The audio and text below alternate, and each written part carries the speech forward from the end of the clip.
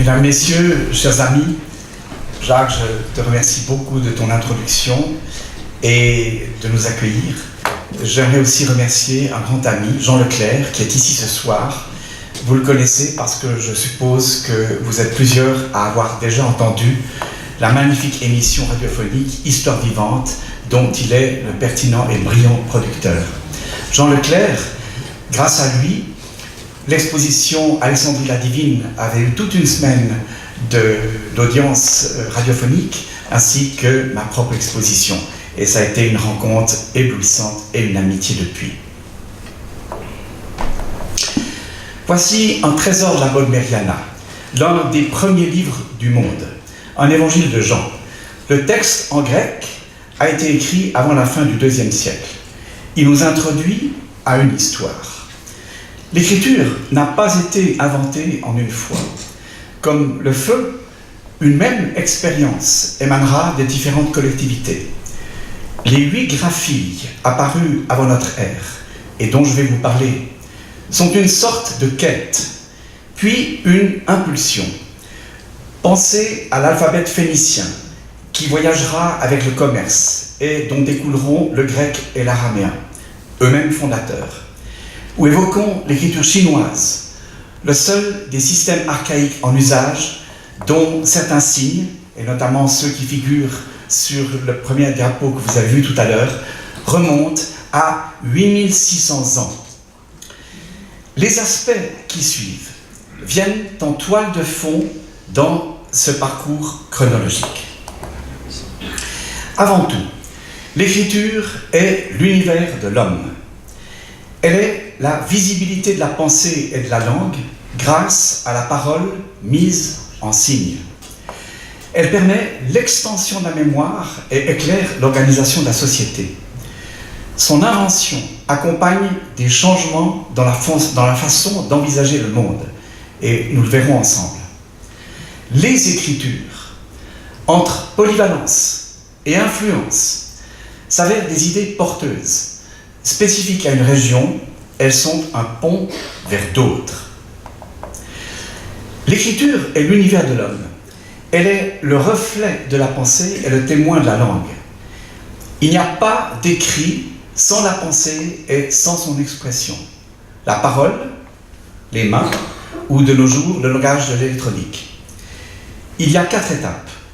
La première remonte à l'apparition de l'homme moderne, il y a 200 000 ans en Éthiopie et 75 000 ans en Europe. C'est l'aptitude à graver sur un support des signes plus ou moins ordonnés. La deuxième se concrétise dans ce qu'on appelle la pensée symbolique. C'est la capacité de formuler une idée au moyen d'un graphisme compréhensible par d'autres. La pensée symbolique s'affirme, bien entendu, dès la préhistoire, dans les peintures. Les flèches, les animaux ou les mains que vous voyez sur les parois sont des symboles issus de sensations profondes et de nécessités d'ordre social ou spirituel. C'est la volonté d'inscrire des signes visibles et mémorisables. De ce fait, l'art du paléolithique se situe plus près de l'écriture que de l'art. Les dernières étapes, l'écriture numérique, puis le code, seront franchis à Sumer. Il y a des moments clés dans l'histoire, et aussi des ruptures, qu'on ne comprend pas toujours. L'homme apparaît il y a 3 millions d'années à l'aube du Paléolithique, lequel s'achève à l'arrivée du Néolithique, 10 000 ans avant notre ère. C'est la première rupture. On verra pourquoi. L'invention de l'écriture, 3300 ans avant notre ère, marque la fin de la préhistoire. Et c'est aussi une rupture, la seconde. Les chasseurs-cueilleurs pratiquent un nomadisme et une économie dite de prédation. La survie sera bien entendu favorisée par la maîtrise du feu, qui est attestée maintenant il y a 1 million d'années.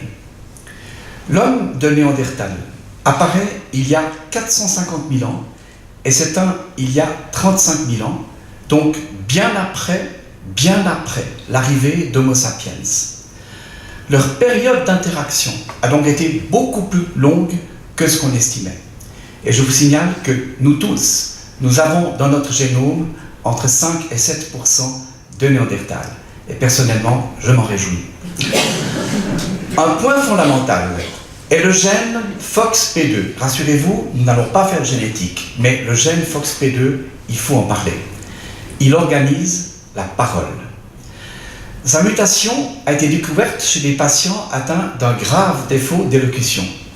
Or, il est présent chez Néandertal dans une version identique à celle de l'homme moderne. Et on estime qu'il fait partie de notre génome depuis 350 000 ans. Cela ne signifie pas que la capacité de parler est débutée à ce moment ou partout de la même manière. Mais il est certain que le larynx de Néandertal était déjà en position basse, une condition nécessaire à la parole. La fin du Paléolithique est marquée par ce qui est désormais appelé la révolution cognitive. C'est que le développement du langage a suscité une réflexion collective qui peut conduire maintenant au partage des visions et à la transmission de techniques. On le percevra avec une première offrande funéraire, puis beaucoup plus tard, l'observation des astres, des notions de quantité et la production même d'une farine par les Natoufiens. Ce biface date de 350 000 ans. Il est l'œuvre de Néandertal et a été taillé dans une roche assez rare. Comme vous le voyez, la pierre n'a pas été utilisée car son tranchant n'a aucune retouche. Elle était placée au centre d'un groupe de squelettes et représente la première offrande funéraire connue. Avec le langage, la pensée a évolué, elle a généré une forme de spiritualité dans le cadre de la mort. Ce bloc d'hématite remonte à 77 000 ans et provient d'une ethnie d'Afrique. Des stries relèvent d'un graphisme qui démontre une capacité pour le symbolisme et pour l'esthétique. Il est contemporain de la plus ancienne expression artistique connue, une sorte de dessin, une espèce de hashtag, 50 000 ans avant Lascaux. Cette représentation a été trouvée dans le même site en 2018 et les journaux en ont parlé. Cet artefact en ivoire date d'il y a 35 000 ans. Vous voyez un personnage qui lève les bras comme un orang, quelqu'un qui invoque. C'est l'attitude d'un chaman. Le verso et le pourtour de l'objet présentent 88 entailles, qui sont un autre exemple de capacité pour le graphisme et surtout qui témoignent d'une idée de quantité. Selon des experts, ce nombre 88 constitue à une demi-entaille près 3 fois le cycle lunaire de 29 jours et demi. C'est le premier indice de ce qu'on appelle archéoastronomie.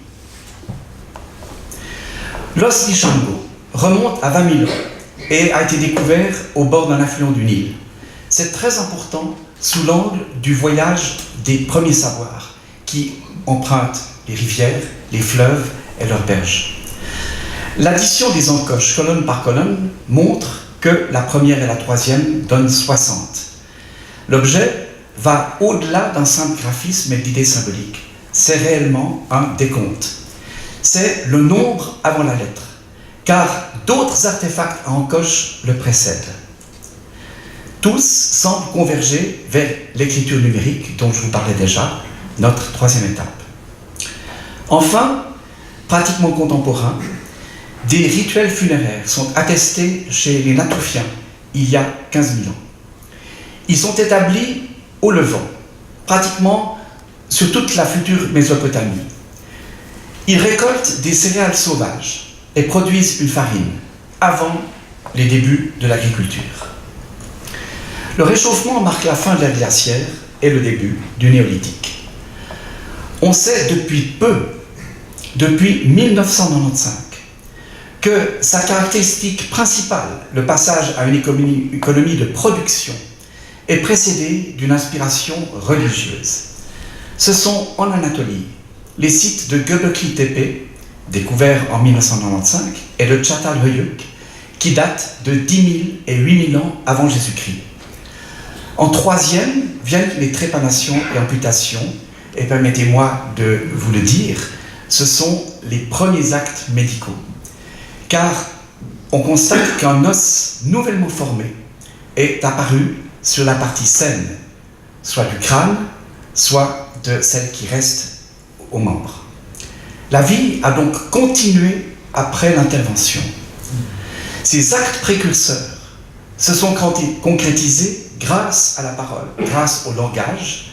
Ils témoignent de l'observation, d'un apprentissage et de la transmission d'un savoir.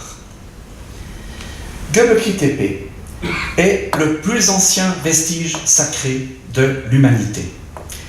Les structures circulaires sont un espace dédié à un culte de la mort 7000 ans avant les pyramides d'Égypte et avant Stonehenge. Ce lieu est considéré comme le point de départ de l'architecture. 1000 tonnes de pierres excavées et 200 piliers avec des bas-reliefs. À 15 km de là, ces hommes ont sculpté la plus ancienne statue du monde. Dans un rayon de 200 km, ils ont édifié des structures semblables, dont un temple. Comment interroger le site pour comprendre sa société? Y aurait-il notamment un rapport avec les Natoufiens, qui étaient aussi connus pour leur construction en pierre? Les piliers sont comme une planche à dessin. On voit des figures humaines, des animaux, des reptiles, des oiseaux, même des insectes. Des orans font partie du chamanisme. À droite, vous voyez une créature qui descend le long d'une arête. C'est une maîtrise générale de l'image et des trois dimensions. Cette pensée, cette organisation aurait peut-être pu conduire à l'écriture, mais le mode de vie ne le nécessite pas, car ces tribus sont encore semi-nomades. C'est donc une inspiration d'ordre religieux qui a généré l'idée d'un sanctuaire central. Il prouve qu'avant la sédentarisation, des êtres se sont arrêtés. Le début de l'agriculture coïncide avec l'abandon de Göbekli Tepe 8000 ans avant Jésus-Christ. Au sud, Jerf El Ammar présente aussi des constructions circulaires, des signes de grande organisation, une créativité et des symboles. Plus à l'ouest, Çatalhöyük, toujours en Anatolie, est le mieux préservé et le plus grand des vestiges néolithiques du Proche-Orient. Contrairement à la colline de Göbekli Tepe, le sol est riche. D'ailleurs, des peintures de taureaux expriment le travail de la terre et une idée de force. On vénère la dame aux fauves et les morts sont enterrés sous les habitations, comme plus tard à Ugarit. Retenez le nom d'Ugarit. Une dispersion de la population précède l'abandon du site, 3500 ans après sa fondation. Passons à la révolution néolithique. L'expression est à pondérer, car le phénomène est très progressif. Les transformations sont liées à l'homme, qui est devenu agriculteur-éleveur, à la terre, sa grande nourricière, et à la vie sociale. Il y a le changement des rapports avec la nature et la faune, le perfectionnement de l'outillage, l'invention du soc, l'invention spectaculaire de la roue et aussi du tour du potier qui en dérive, le partage des terres, un aspect tout à fait nouveau qui va impliquer des règles, la forte sédentarisation, car pour faire l'écriture, on doit s'arrêter, on doit se sédentariser, et cette sédentarisation entraîne hiérarchisation, urbanisme et pouvoir central. On a aussi l'artisanat, le commerce, le profit et la richesse, d'où les inégalités. Enfin, la prospérité et la puissance des cités qui nécessitent, à un moment donné, des fortifications. Dans l'ensemble, Afrique, Europe, Asie, cette transformation commence au Proche-Orient dès 8000 ans avant notre ère, avant de diffuser en Europe centrale puis occidentale. Quelque chose d'autre est très intéressant. En voyageant, l'homme modifie aussi sa perception des choses. Après son milieu, il porte une attention au temps et crée le calendrier et le zodiaque. L'ordonnance des mouvements du ciel et du soleil a simplement pour but de calquer l'agriculture sur la nature. C'est à Uruk, une cité-État de Sumer, qu'est née l'écriture 3300 avant Jésus-Christ. Il est difficile de concevoir que l'écriture soit la seconde rupture, alors qu'elle conduit, vous le savez bien, à l'histoire et à la notion de civilisation. C'est que cette invention est absolument révolutionnaire et ses impacts sont multiples. D'abord, elle fait suite à la nécessité de contrôler l'urbanisation. Un État central exige l'écriture. Ensuite, cette nouveauté est le miroir de l'eau. Elle émane de sociétés qui reposent sur une agriculture par irrigation, des terres fertiles grâce à l'eau. Le Danube, le Tigre et l'Euphrate, le Nil, l'Indus, le Gange, le fleuve jaune. Les fleuves sont les poumons de la civilisation. C'est un pneumologue qui vous le dit. Mais les écrits à la base du progrès tiennent aussi des voies maritimes et des échanges à grande distance. Une autre dimension doit être évoquée, d'habitude liée à la pierre et à l'architecture. C'est la notion de pérennité. Il se trouve qu'elle repose aussi sur l'écriture et sur ses interférences avec la métallurgie, le verre, le sacré et la mythologie. Je m'explique. Cuire l'argile des tablettes à écrire accompagne les températures qui coulent le bronze et fixe les écrits pour la commande de ces métaux.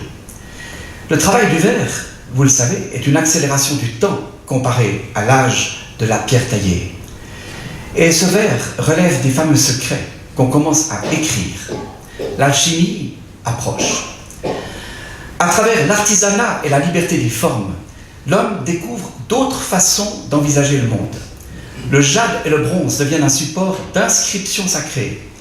La musique, qui joue aussi un rôle dans les rituels, inspire la première partition du monde, inscrite sur une tablette, en cunéiforme, à Ougarit. D'autres notations suivront en Grèce, basées cette fois sur les mathématiques et encore plus extraordinaires, sur le cosmos. Qui s'en souvient? Enfin, n'oublions pas la mythologie, car de Sumer à la Chine, les dieux règnent sur l'écriture. Mais ce sont les scribes qui fixent la mémoire des peuples après des études longues et complexes. Évoquons encore, bien sûr, l'influence de la littérature sumérienne. Je pense que vous êtes plusieurs à avoir lu le magnifique récit de Gilgamesh, roi d'Uruk, il y a 4500 ans. Ce récit, vous vous en souvenez, mentionne déjà le déluge et une échelle pour rejoindre les dieux. Son compagnon est tué en combat, mais livre ses impressions depuis le monde des morts. Orphée est proche, et surtout la notion d'un au-delà. Enfin, la naissance du roi Sargon I d'Akkad annonce celle de Moïse. Je cite. « Ma mère, la grande prêtresse, me conçut et m'enfanta en secret. Elle me déposa dans une corbeille de roseaux et me lança sur le fleuve sans que je puisse m'échapper. Il me porta et me déposa chez Aki, le puiseur d'eau. » Après la disparition des sites d'Anatolie que j'ai évoqués tout à l'heure, il y a une civilisation très peu connue qui a inventé une écriture avant Sumer, c'est celle de Vinca, dite de la vieille Europe. Son territoire se situe le long du Danube et dans les Balkans, à cheval sur la Serbie, la Bosnie, la Hongrie et la Bulgarie. Cette culture s'échelonne de 7000 à 3000 ans avant Jésus-Christ. L'urbanisme inclut des maisons quadrangulaires et on décèle une forte expression artistique, que ce soit dans les figurines ou les poteries.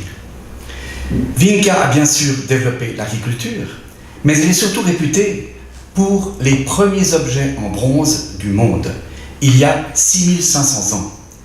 D'ailleurs, la plus ancienne mine de la région a au moins 7000 ans. L'écriture Vinca remonte à 5300 ans, donc 2000 ans avant Sumer. Un auteur estime l'avoir partiellement déchiffré et évoque une déesse ours et une autre déesse oiseau. On n'en sait pas plus. Il est de nos jours impossible de lui trouver une idéographie organisée, comme dans les écritures suivantes dont on va parler. Le fait que la culture Vinca soit assez proche de la Grèce et que certains signes ressemblent à la première écriture de la Crète, a entretenu la thèse dite protoconiste, qui en faisait la mère de toutes les cultures et de toutes les écritures, y compris Sumer. Mais l'archéologie et la paléographie l'ont contré. Vinca, d'ailleurs, s'est dispersé sous la pression des Indo-Européens et à ce jour, il n'y a pas de filiation établie. Dès lors, 8 écritures que j'appelle fondatrices, car elles vont toutes déboucher sur une filiation, sont inventées avant notre ère. À Sumer, il y a 5300 ans, puis en Égypte et Elam. Vient la vallée de l'Indus, qui disparaît mystérieusement, retour en Occident avec le principe des hiéroglyphes, repris 1000 ans après l'Égypte, en Crète et en Anatolie. Puis la Chine, 7e, comme vous le voyez, entre guillemets, et au 8e, de nouveau, des hiéroglyphes, mais cette fois par les Olmèques. L'Inde vient à part en 1100 avant Jésus-Christ. En effet, le sanskrit, la langue des célèbres Védas, emprunte 14 lettres au proto-araméen. Les langues qui suivent, et notamment les Brahmi, Devanagari et Kharoshthi, dériveront eux aussi des précurseurs sémitiques et du grec. Donc, plus qu'une invention, c'est l'assimilation d'un système qui a voyagé. Je vous en donne un exemple.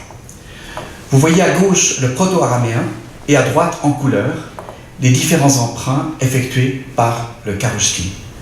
Mais à mon avis, ils sont quelque chose de totalement vivant. C'est l'impulsion de l'histoire. Et voilà pourquoi il fallait bien entendu mentionner l'Inde. Voici la carte de Mésopotamie. Tout en haut, le site de Göbekli Tepe, au nord, est non loin de l'Euphrate. À l'est figure le royaume de Sumer et Uruk, où est née l'écriture. Elam, voisin de Sumer, entretient des échanges avec la vallée de l'Indus. On en reparlera. À l'ouest, à côté du royaume d'Ebla, la ville d'Ougarit, qui invente, en plus de la première partition du monde, le premier alphabet complet. Et curieusement, il est en cunéiforme, alors que d'autres ont abandonné le cunéiforme. Mais les envahisseurs sont nombreux. Les Akkadiens, les Hittites, les Assyriens, les Babyloniens, les Mèdes. Et je vous prie de le croire, c'est une tragédie, parce que la rupture positive que représente l'écriture contraste avec le fait que la richesse entraîne des guerres. Et si vous réfléchissez, pardonnez-moi de le dire de cette manière, on se tape là-bas depuis 5000 ans. Toutes ces villes seront rayées de la carte et les terres rendues infertiles, c'était la tradition, par dispersion de sel. Passons à quelque chose de plus réjouissant. La dernière étape est le code. Ce code a quelque chose de miraculeux. Je ne sais pas si vous avez déjà pensé à ce qui se passe lorsque vous parlez, puis lorsque vous écrivez. Ce code que nous employons tous les jours rend visible le couple pensée-parole. On parle, ce sont des sons, et le code les transforme en signes. Il intéresse tout le contenu de la langue, y compris les chiffres. Il y aura 3 phases. Un système de signes-images. Alors regardez bien les définitions parce qu'elles sont très simples, mais il faut les retenir. Les idéogrammes, idées, pour les choses symbolisées, et les pictogrammes, pour les choses dessinées. Puis, nous avons les syllabes. Les sons composent le mot. On passe du graphisme à la phonétique. Notre langage est phonétique, mais il a quelque chose de plus, c'est l'alphabet. Avec l'alphabet, les lettres expriment à la fois les sons et les mots de la langue. Cette 4e étape est précédée d'une 3e, l'écriture numérique. J'ai inversé l'ordre parce que je trouve que c'est plus intéressant de le découvrir de cette manière. Les fouilles attestent qu'il n'y a pas de transcription de son sans la présence des signes de quantité. Depuis 7000 ans, on connaît les calculi qui sont des tout petits jetons en argile qui servent à comptabiliser. C'est un peu l'extension des encoches du paléolithique que je vous ai montré. Or, les calculis font partie de la vie quotidienne des bergers de la région de Suse, dans l'actuel Irak. Et ils seront donc l'un des moteurs de l'écriture. Alors, c'est amusant, mais il y a une forme pour la chèvre, il y a une autre pour le mouton, et pour garantir la transaction entre le vendeur et l'acheteur, on remet les calculis au berger dans une enveloppe en argile. Par la suite, on simplifie et on va simplement ajouter l'empreinte des calculis aux tablettes à écrire, aux signes images. L'écriture est une extension de la mémoire. Retenir des quantités d'informations, les transmettre et les classer. Ce seront d'abord des comptes agricoles, des listes et des contrats.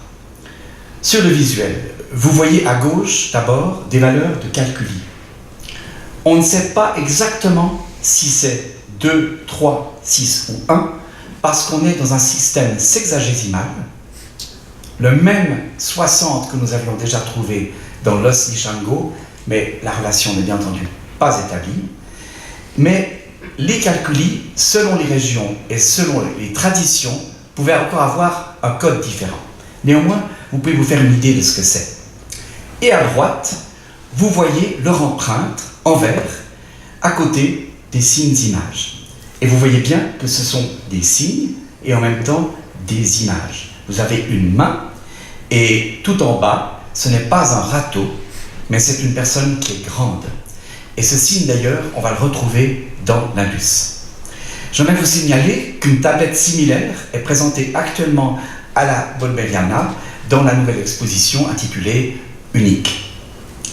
Enfin, les inscriptions, et je pense que c'est une des choses les plus importantes, vont éclairer l'organisation de la société, les lois, les décrets, les prières. Les recettes médicales et les actes divinatoires en font partie, car à cette époque, la fragilité de la vie est tragiquement une donnée quotidienne. À droite, dans ce tableau, qui vous paraît peut-être compliqué, mais que je vais bien vous expliquer, les rubriques 1 à 3 correspondent aux 3 phases de l'écriture. Les signes images, les syllabes et l'alphabet. Les lettres A à D renvoient à des spécificités. Les signes vont de plusieurs centaines à des milliers, voire à des dizaines de milliers, comme en Chine. Ils donnent l'idée. Elles ne correspondent qu'à une chose, sous A, première colonne, de haut en bas. Une étoile, un champ, une silhouette humaine, l'être féminin, un signe composé, un oiseau, un poisson, une tête de bœuf et un épi d'orge. Dans le carré rouge, vous avez 2 signes qui expriment une action, une situation. En l'espèce, ce triangle avec 3 monticules signifie l'étrangère, la femme qui vient d'au-delà des montagnes, d'au-delà des collines. Mais il est mal commode de dessiner sur l'argile car toute marque altère sa voisine. Vous pouvez essayer et vous arriverez aux mêmes conclusions que les scribes qui vont inventer le cunéiforme, lettre B. Des signes avec un stylet à section carrée ou triangulaire qui donnent des formes en clous ou en coins, d'où le nom. Le cunéiforme va évoluer en un type phonétique, lettre C. Les mots sont alors transcrits par succession d'unités sonores, les syllabes. C'est une complication à l'époque, car un même signe peut encore signifier des choses différentes, comme si le signe de la balle évoquait aussi le bal, où l'on danse. Les écritures, je le disais au début, sont des idées porteuses. Il se trouve que la Mésopotamie est un territoire bilingue. Les Akkadiens sont partout mêlés aux Sumériens. C'est un petit peu les Suisses allemands et les Suisses romans. C'est le cunéiforme syllabique, lettre C toujours, qui va transcrire l'akkadien, car il a un avantage que vous allez comprendre tout de suite, moins de signes, 100 à 200 suffisent. Cette réduction nous oriente tout naturellement vers l'alphabet. Et le premier, le suméro-akkadien, traduit cette mixité de 2 peuples. Il donnera 2 dialectes, l'assyrien et le babylonien. Je les mentionne parce qu'on a déjà parlé des Assyriens et des Babyloniens, et 2 langues, le hittite et l'élamite, même chose. On voit par là que l'utile est porteur et voyageur, mais ici imposé par le souverain. c'est la relation entre écriture et pouvoir, une influence déjà mentionnée. Dans cet exemple, le cunéiforme primitif associe des idéogrammes en rouge à des signes numériques. Il s'agit d'un contrat de vente dans une logique de comptabilité, ce que nous avons déjà évoqué. Par contre, dans celui-ci, vous voyez que le texte est écrit uniquement en cunéiforme syllabique, inclut les chiffres, sans idéogramme ni calcul. 7 alphabets ressortent et j'ai choisi ce tableau parce qu'il en montre beaucoup et il montre notamment celui d'Ougarit. Nous avons tout d'abord le sudéro-akkadien dont j'ai parlé, le proto-sinaïtique, le proto-araméen qui va donner l'araméen, Ougarit, le phénicien qui va beaucoup voyager et le syriaque. Alors rapidement, le proto-sinaïtique, incomplet, vous le voyez à la première ligne, apparaît vers 1700 avant Jésus-Christ et comme son nom l'indique, a été trouvé au Sinaï. Chose intéressante, il est une réduction des hiéroglyphes égyptiens. Le proto-araméen, en 1600, se développe dans une communauté d'abord de nomades, mais qui finit par s'établir vers Damas et qui inquiéta constamment les Assyriens. Il est utilisé dans les inscriptions officielles avant de séduire les scribes perses, les érudits et les ambassadeurs. Et au fil des échanges, il évolue en araméen. Vous le trouvez au milieu du tableau.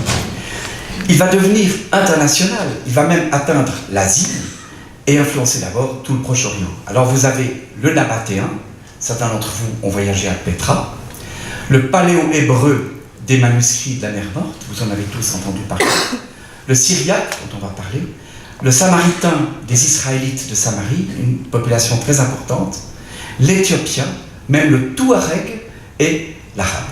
On reparlera de l'arabe. L'alphabet d'Ougarit, tout à droite, c'est en gros la reproduction de la plaquette telle qu'elle a été découverte dans cette ville. Vous voyez que c'est le premier complet, c'est indiqué par la longueur de l'encadré vert. Cet alphabet date de 1400. Malheureusement, après la guerre de Troie, Ougarit est rasé par les peuples de la mer. Ce sont quand même eux qui ont fondé Gaza, mais n'empêche qu'ils ont rasé Ougarit. Et cet alphabet disparaît au profit de deux autres qui sont vraiment fondateurs, c'est le phénicien et l'araméen. Quelques mots sur le syriaque, il est plus tardif, mais il est important parce que c'est l'écriture des prêtres d'une célèbre communauté exilée de Byzance, dont on avait beaucoup parlé à mon exposition, les Nestoriens. Et de nos jours, il demeure la langue de 13 églises chrétiennes. À l'effondrement de la Grèce, il sera la clé pour la traduction du savoir grec en arabe. Après un long voyage dans les califats et le nord de l'Afrique, l'Antiquité grecque, nous sera restituée par des traductions émanant de l'Espagne musulmane, puis catholique. C'est un incroyable voyage de l'écriture. D'autres vont intervenir, notamment lors des nombreuses missions nestoriennes en Asie, du 4e au 14e siècle. Alors quand même, un mot sur les Phéniciens. Vous le savez peut-être, à part Baal et Astarté, ils pratiquaient des rites influencés par l'Égypte. Les rites voyagent, les religions aussi. Au 2e millénaire, ils s'installent sur toute la Méditerranée. Et vous le savez aussi, ils élaborent un art cosmopolite qui nous a même amené aussi des artefacts, des sculptures de l'Égypte antique. Et leur expansion est dictée tout simplement par la recherche des métaux. Ces métaux, ils ont derrière eux cette espèce de l'idée du voyage et du transport de l'écriture. Leur alphabet dérive du sinaïtique, le tout premier, vous vous souvenez, et la vie quotidienne est au premier plan, parce que toutes les lettres sont l'initiale d'un mot usuel. Aleph, alpha, la tête de bœuf, qui se dit alpou. C'est aussi le travail et l'unité. Bet, bêta, la maison, l'intérieur, l'intimité. C, le guimel, le chameau et sa prévoyance, car il fait des réserves d'eau avant de se déplacer. Le delta, etc. Les lettres alpha et bêta donneront le mot alphabet, et le tableau vous indique les ressemblances. En dessous, en bleu, c'est intéressant de regarder. Vous avez les époques qui sont avant Jésus-Christ et à notre ère. Le phénicien sera repris dans le grec, l'étrusque, l'araméen et le vieux Plutarque, c'est la langue du Nord. L'alphabet grec introduit les voyelles et conduit au latin, au syriaque, au copte, puis au roumain et l'espagnol. Et l'alphabet araméen, regardez comme il a voyagé, il influence les brahmis et les vanagari, puis l'hébreu, l'éthiopien et l'arabe. Et cette apparition quelque peu tardive de l'écriture arabe au VIe siècle de notre ère s'explique par le long nomadisme, une tradition et la complexité des influences. Si le sujet vous intéresse, on pourra en reparler. Passons à l'Égypte antique. Des inscriptions primitives ont été découvertes dans toute l'Égypte. Des étiquettes en os ou en ivoire contiennent des empreintes de calculi. Et comme à Sumer et chez les Phéniciens, le quotidien fait partie des dessins. Vous voyez un oiseau, vous voyez un éléphant, vous voyez une grue. Mais il ne s'agit pas encore d'une écriture à part entière, car un complément oral est nécessaire. L'Égypte est un univers passé sous toutes sortes d'influences, dieux, astres, pharaons, et où les textes évoquent la vie, la maladie et la mort. Comme à Sumer, les dieux ont une action civilisatrice. D'ailleurs, l'écriture est la parole de Thoth et de Ré. Et permettez-moi de vous livrer ces magnifiques charges de Thoth et de Ré. Thoth capte la lumière de la lune. Détenteur de la connaissance, il est chargé de la diffuser comme un rayon de lune et invente l'écriture. Il est le Verbe créateur. Souvenez-vous, au commencement était le Verbe. Thoth est aussi le maître des régularités, puisqu'il est lié au cycle de la lune, et que l'écriture a le pouvoir d'ordonner et de fixer les choses. Mais Thoth est encore lié à Ré, le dieu solaire, qui assure la luminosité de l'écrit et qui accorde, par l'ouverture de son œil, la connaissance à celui qui reçoit les paroles d'éternité. Alors j'ai choisi un document en hiéroglyphes qui illustre particulièrement cette relation entre l'homme et les dieux. Vous avez ici le lien entre le corps et les dieux. Le corps humain est le reflet du divin. Ici, 16 parties anatomiques sont associées aux divinités protectrices, et le cœur, par exemple, relève d'Isis, celle qui redonne vie à Osiris. L'écriture égyptienne apparaît à Abydos, sur les stèles précisément de la nécropole dédiée à Osiris. Puis sur la palette de Narmer, qui célèbre la réunification des Hautes et Basses Égyptes. Et il vaut la peine qu'on s'y attarde un tout petit moment. Cette palette était associée au corps et à l'au-delà. La malachite servait d'abord de farte pour se protéger l'œil contre les poussières et le sable. Mais le rituel de son broyage permettait à l'œil solaire de Ré, nous le retrouvons, de diffuser sa lumière. Les petits carrés blancs que vous voyez sont les sérèques. Que sont-ils? C'est l'univers de l'homme dont on parlait au tout début. Et c'est tout ce que Ré entoure. C'est le soleil enfermé dans une pièce d'art. Les signes du poisson-chat, Nar, et du ciseau mer donnent Narmer. Le tout, c'est l'emblème d'un système établi, Pharaon, vous le voyez, qui terrasse ses ennemis, l'État et la religion. Mais vous voyez aussi que même dans l'art, les conventions sont fixées. Alors, à droite, les hiéroglyphes sont d'abord le pouvoir des noms. Prononcer le nom de Pharaon le rend vivant. Ensuite, ils détiennent le pouvoir des mots. Le texte écrit ou lu crée ce qu'il signifie. Les hiéroglyphes accompagnent aussi le sculpteur, dont l'art se dit donner naissance. Quand les hiéroglyphes couvriront les tombeaux, c'est par les noms et les qualités de Pharaon que s'effectue le dernier voyage, porté par ce fabuleux art-pouvoir. On a dénombré 6000 hiéroglyphes. Le système est sans voyelles et la combinaison donne, comme à Sumer, une action ou une idée. Il va y avoir deux simplifications. Le linéaire, c'est une réduction qui va être rapidement adoptée dans les premiers alphabets, et je vous en ai parlé à propos du sinaïtique, et le hiératique pour les textes officiels et privés. Le démotique qui suit désigne le deuxième type d'écriture et la langue. On ne connaît pas, nous, la langue des hiéroglyphes, des premiers Égyptiens. Ensuite, l'Égypte passe sous domination grecque puis romaine et adopte le christianisme. Au IIe siècle, ce brassage génère la langue et l'écriture copte. Vous avez à gauche un texte en hiératique, une écriture cursive, rapide, mais on voit quand même que la succession des signes rappelle quelque peu l'alphabet. Et les spécialistes pensent que les Égyptiens en avaient un, mais on ignore de nos jours s'ils l'utilisaient. À droite, le démotique s'écrit beaucoup plus rapidement et je crois qu'on le voit. L'alphabet copte tiré du grec est complété de 7 lettres démotiques parce qu'il y avait impossibilité de prononcer quelques syllabes coptes en grec. Il introduit, c'est important pour nous, les majuscules et minuscules, ainsi que l'inversion de sens de l'écriture, de gauche à droite, comme dans le grec. Tous les autres, ça reste l'inverse. Champollion connaissait le grec, le copte et le démotique. Voici la lettre S en copte et en démotique. Comment identifier le hiéroglyphe correspondant? La pierre de Rosette établit le culte de Ptolémée V.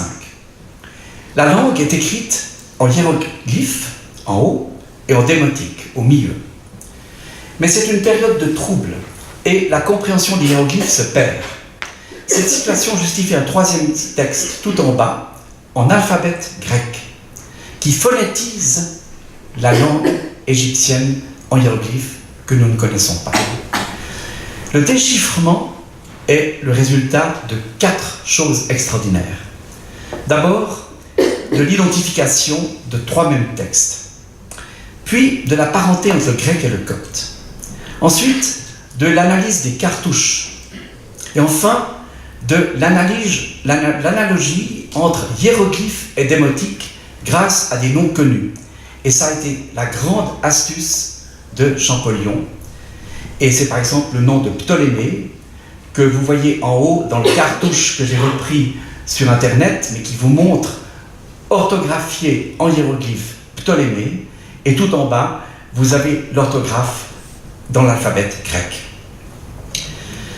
Il se trouve qu'une civilisation voisine de Sumer, dont on parle rarement, a inventé une écriture, et pas des moindres, c'est Elam. Le nom est emprunté à l'akkadien et figure dans la Bible, dans les livres de Jérémie et de Daniel. L'Elam engloba Suse, la ville qui a vécu l'inauguration des Calculis, si j'ose dire, après sa période d'Uruk. Il a développé des ziggourats, un art et un culte des défunts. Son histoire inclut d'ailleurs aussi, tragiquement, une domination par la Syrie et les Perses. Le proto-élamite est la 3e écriture. Vous le voyez à gauche dans le tableau. Et ces tablettes comportent des signes numériques au sens d'une fonction comptable, elle aussi. Vous voyez des empreintes. Malgré une influence sumérienne, le système était indépendant et n'a pas retraversé les frontières. Vous avez un élamite linéaire dont je ne parle pas parce qu'il y a un trop petit nombre de textes, mais à droite, de 3000 à 400 avant notre ère, c'est uniquement le cunéiforme, issu de l'akkadien, vous vous souvenez, cet empire autoritaire, mais qui va faire beaucoup pour la langue, le passage des textes, la littérature et de la religion, c'est l'akkadien qui va transcrire la langue de l'élamite. Je le disais au début, les écritures sont un pont vers d'autres. La découverte de tablettes d'argile dans la vallée de l'Indus, en Asie, et de sons indiens à Elam, prouve les échanges entre le Proche-Orient et l'Asie. Un lien est aussi établi entre la langue d'Elam, l'élamite, et les langues dravidiennes de l'Inde, du Pakistan et du Sri Lanka. Alors je vous propose de suivre ces relations. La vallée de l'Indus est un territoire à cheval sur l'Inde, l'Afghanistan et le Pakistan. Il était traversé par l'Indus et le Sarasvati, 2 fleuves sacrés. Il représentait une superficie de 3 millions de kilomètres carrés pour 500 000 habitants, soit le 10% de la population mondiale. Son histoire s'étend de 5000 à 1900, époque à laquelle cette civilisation disparaît mystérieusement. Mehrgar est le site le plus ancien de l'Asie, 7000 ans avant Jésus-Christ. Comme Vinca et Göbekli Tepe, c'est le site fondamental pour l'étude du néolithique en Asie. C'est une région bien sûr caractérisée par l'agriculture, l'urbanisation, mais aussi l'artisanat et aussi des pratiques funéraires. On y documente les premiers signes de l'Indus 4000 ans avant Jésus-Christ.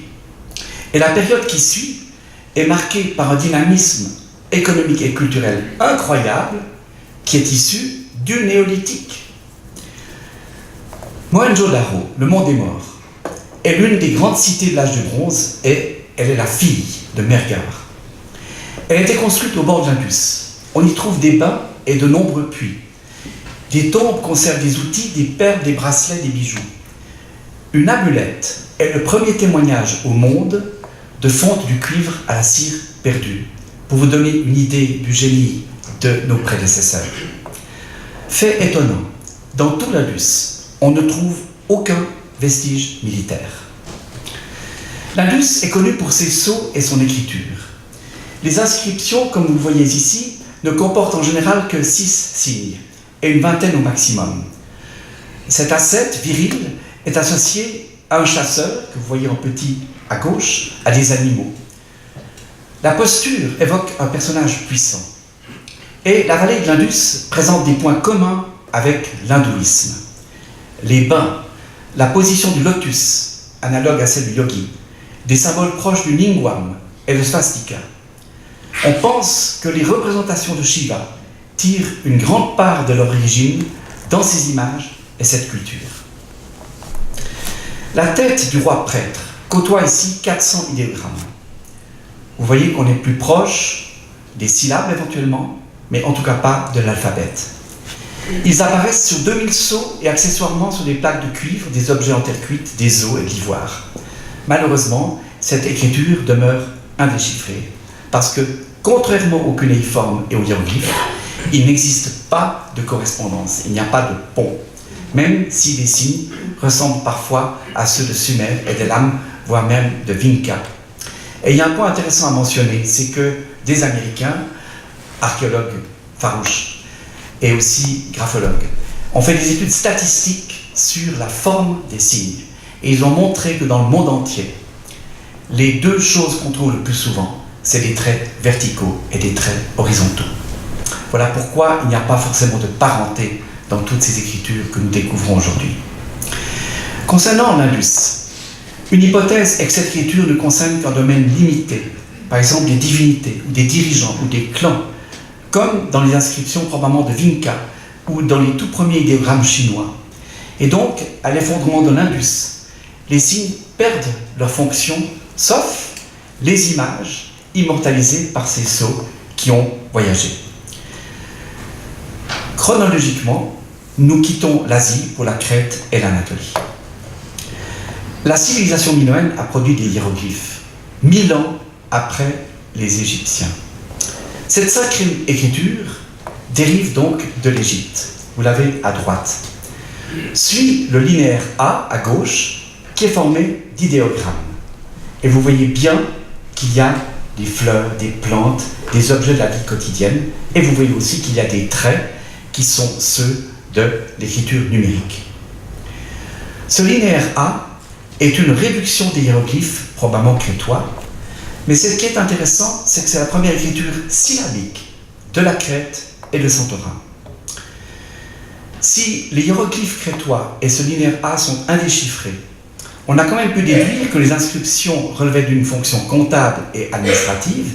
Pourquoi ? Parce qu'il y a les fameux signes numériques. L'éruption de Santorin, en 1600, a affecté le littoral jusqu'au Proche-Orient. Des fouilles sous-marines l'ont démontré. Des échanges ont clairement disparu. Cette catastrophe ouvre l'ère de la Crète mycénienne, dont, par chance, le linéaire B a été déchiffré par Ventris entre 1952 et 1955. Ce sont 87 signes et des nombres décimaux. Fait intéressant, les poids et mesures sont inspirés de Babylone, un centre grandiose pour les mathématiques et l'astronomie. C'est l'un des arguments en faveur d'une influence mésopotamienne dans le concept de la fameuse machine denticitaire dont je pense plusieurs d'entre vous ont entendu parler. Et bien entendu, Les contacts entre la Grèce et la Mésopotamie sont attestés par d'autres points. Comme Champollion, Ventris identifia d'abord les noms propres. Knossos, parce que c'était la ville la plus importante de Crète, Konosso en grec, et son port Amnisos, Amnisso. Et il découvrit que le linéaire B, qui reprend quelques signes du A, transcrivait un grec archaïque. Alors maintenant, la grande question, comment le grec a-t-il pu se développer? Ici intervient l'apport des Phéniciens, les idées sont voyageuses, les écritures aussi, et l'Anatolie. L'Anatolie connaîtra une domination par les Akkadiens, les Assyriens et les Hittites. Vous les avez vus sur la carte. Dans la région de Troie, de très anciens objets en bronze témoignent de l'abondance des gisements. Des hiéroglyphes anatoliens, la 6e écriture, sont utilisés sur une longue période, regardez, de 2300 à 800 avant Jésus-Christ. Des hiéroglyphes, et non pas du cunéiforme, et non pas du linéaire B. Ils transcrivent le louvite, une langue indo-européenne proche du hittite. Et encore plus bizarrement, ces hiéroglyphes sont introduits après une brève période cunéiforme associée à une fonction comptable. Je vous le disais à un moment donné, les scribes accomplissent de longues études et elles sont incroyablement fastidieuses. Est-ce que les habitants d'Anatolie ont été découragés par la difficulté de l'apprentissage du cunéiforme? Je n'ai pas trouvé cette réponse dans les ouvrages que je consulte. Les écritures sont des ponts.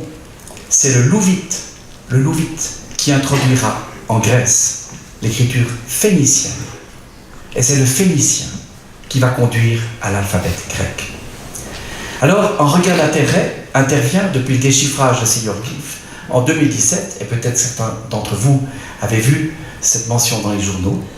Ce texte provient d'une très longue frise, recopiée heureusement en 1878 parce qu'elle a été détruite. Elle concerne les peuples de la mer, ceux qui sont issus de la guerre de Troie. Elle concerne Troie et un royaume qui a précipité la chute des Hittites. Et vous voyez comme dans ce Proche-Orient, tout se tient. La Chine justifierait à elle seule toute une conférence. Vous le savez, elle a inventé la boussole, le papier, l'imprimerie, une médecine millénaire, sans oublier la poudre. Elle est cette civilisation où la pensée ne cesse de se dérober à nos catégorisations. L'idéographie aussi diffère. Elle transcrit les idées et convertit très rarement les sons. Les signes, un pour chaque mot, traduisent un symbole lié à la mémoire cosmique ou à la nature. Et leur nom suggère un mouvement énergétique.